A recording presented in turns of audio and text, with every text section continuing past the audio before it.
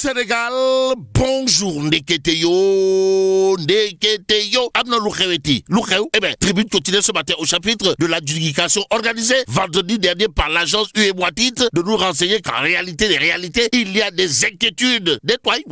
Bon, inquiétant, le Sénégal peine à récolter 90 milliards, renseigne bien entendu une tribune quotidienne ce matin. Ce matin, dans le journal du groupe des médias, on peut lire, le Sénégal n'a obtenu que 30 milliards sur 90 milliards cherchés sur le marché de l'UEMOA. Que retenir à ce sujet d'après tribune quotidienne? Sinon, ce fiasco est intervenu malgré une hausse du rendement de l'obligation à 3 ans, passé à 8,47% contre 7,94% lors de la vente du 9 décembre, précise Reuters. Bon, les coûts d'emprunt du Sénégal sur le marché domestique étaient plus élevés la semaine dernière, signe d'une prime de risque en nette augmentation pour le trésor. Ou le box, sommes-nous tentés de dire. Que retenir en tout cas, sinon ce que nous livre tribune quotidienne, comprenez, la situation est apparemment carabinée de chez carabiné au regard de l'adjudication organisée vendredi dernier par l'agence UEMOA titre, et ce que titre tribune quotidienne donne du froid dans le dos. Bon, inquiétant, le Sénégal peine à récolter 90 milliards, informe le journal du groupe des médias. Intéressons-nous au journal du groupe Avenir Communication, comprenez le quotidien,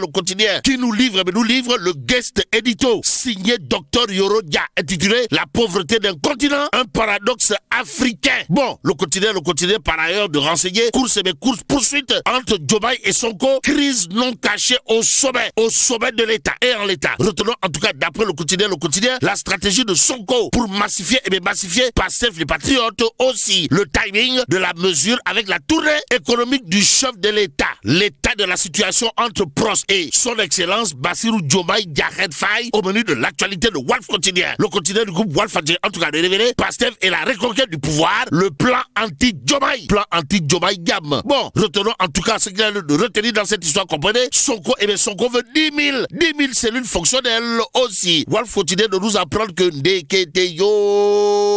Ndeketeyo, selon Bougar Diouf, Pros, la porte du Bourroc serait dans une dynamique de Tankou Bouki. En tout cas, Bougar Diouf de l'UPS, toujours dans Walf Quotidien de déclarer, Ousmane Sonko veut imposer un rapport de force malsain au nom de quoi qu'il en soit. Le Témoin Quotidien, toujours au chapitre de la crise pour certains et ou de la pseudo-crise pour d'autres, de relever une bizarrerie qui ne dirait pas son nom. Et c'est au nom du droit à l'information que le Témoin Quotidien révèle à sa une la politique s'invite à bord d'Air Sénégal et plombe totalement, pour ne pas dire complètement, et voire carrément son envol. Bon, une direction divisée entre pro-Diomaye et pro-Sonko. La direction de Air Sénégal est divisée entre pro-Diomaye et pro-Sonko, révèle en tout cas le Témoin Quotidien ce matin.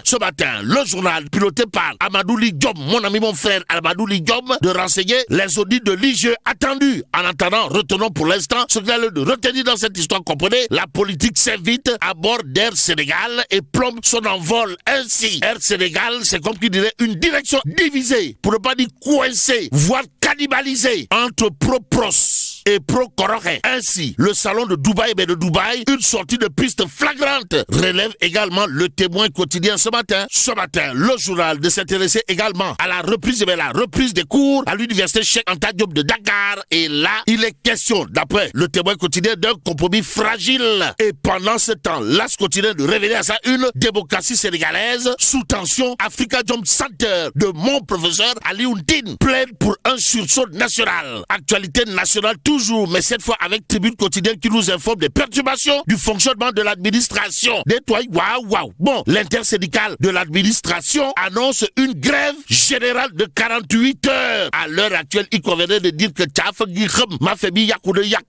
d'après Tribune Quotidien qui retient et fait retenir une perturbation du fonctionnement de l'administration publique. Et ce que rend public Babacar Mbaye Ngaraf du mouvement d'Aïler est également à lire dans Tribune Quotidien, le journal du groupe des médias, à propos de l'échec patent, voire flagrant, pour ne pas dire transparent. Bref, à propos de l'échec cousu de fil blanc dans la gestion des inondations, avec à la clé un assainissement à l'emporte-pièce du côté de Keur-Massar Nord, sans oublier les sinistrés de Garay et l'affaire ONAS. Bon, Naïler de Babacar Mbaye Ngaraf, Sarm de Ngandi Mamou Kouroubaï Fall de Ngandi Mamou Mbolde Bouride, avant d'interpeller directement le ministre Cheikh Tidiane Dièye. En tout cas, les ateliers, séminaires, colloques sur les inondations ne servent à rien et absolument rien du tout. C'est du tchagan et du tapalé. Selon Naïler de Babacar Mbaye Ngaraf, en tout cas, Ngaraf Babacar Mbaye, toujours dans le tribune quotidien, arbore son Ndiagasou Baïfal, Djampout et Djamdok, histoire de déclarer la nécessité de faire la lumière sur l'affaire ONAS. Et le programme Wadjan Nawet s'impose aussi. Les populations de Touba Mbaké, ville fondée par Cheikh Ahmadou Bamba, celle de Bakel, Matam et entre autres, attendent toujours de vraies solutions à leur calvaire. Voilà ce que dira à haute et intelligible voix Naïler de Babacar Mbaye Ngaraf dans le tribune quotidien ce matin. Enquête continue de nous amener à Nouadhibou en Mauritanie. Pourquoi faire?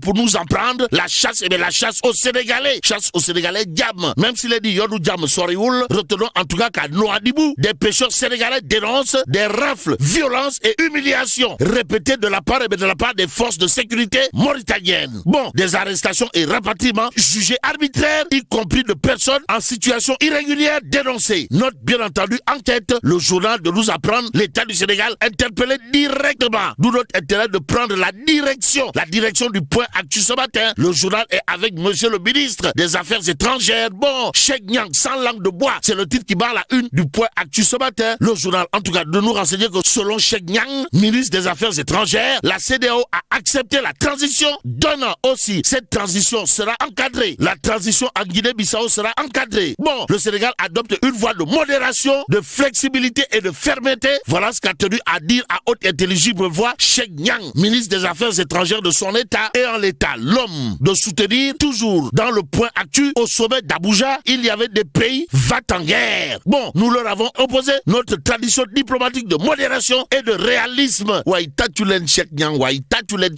En tout cas, ça, monsieur le ministre des Affaires étrangères mérite des waouor au regard de son speech à lire bien entendu dans le point actu ce matin.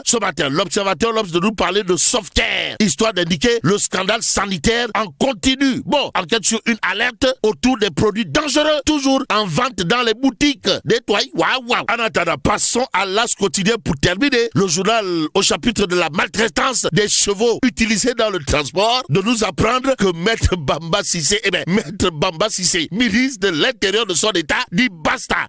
Au Borom s'arrête tout face et Borom s'arrête tout mbam. Mbam se flyward de mbam se et là, mais là, t'es dong de t'es il faut nous dire.